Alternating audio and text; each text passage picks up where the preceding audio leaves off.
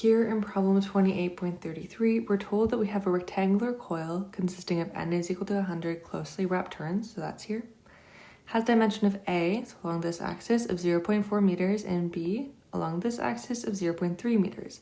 The coil is hinged along the y-axis, so here is the hinge, and its plane makes an angle of 30 degrees with the x-axis. So this is x, and this is an angle of 30 degrees. What is the magnitude of the torque exerted on the coil by a uniform electric field B is equal to 0.8 Tesla in the positive x direction when the current is I is equal to 1.2 amps?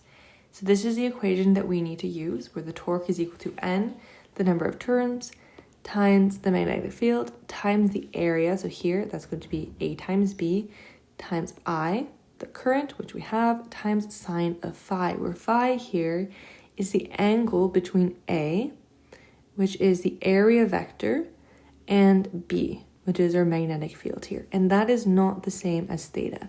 Theta is the angle between here, our rectangle, and x, but that's not the same thing. So if we draw it out, we have this is theta is equal to 30.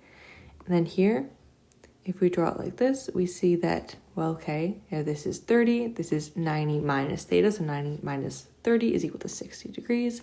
And so we then know that this here, this angle, phi, is also equal to 60 degrees. That then means that we can write this out as T is equal to N, which is 100, B is 0.8 Tesla, A is the area, so we know that the area is equal to 0.4 meters times 0.3 meters, so that's going to give us whatever 0.4 times 0.3, the units are meters squared, so times 0.4 times 0.3 meters squared times I, the current, which is 1.2 amps, times sine of 60 degrees, right? So this is what we just plug in, and what we see is that T, the torque, is equal to 9.98 Newton meters. So that's the torque here. And what we're then asked to figure out is, so this was the magnitude of the torque. We only cared about the magnitude. And then we want to know what is the expected direction of rotation of the coil. The idea here is that, I should say this is for A. B, we want to see how does this thing turn if we know that U is going to align with B.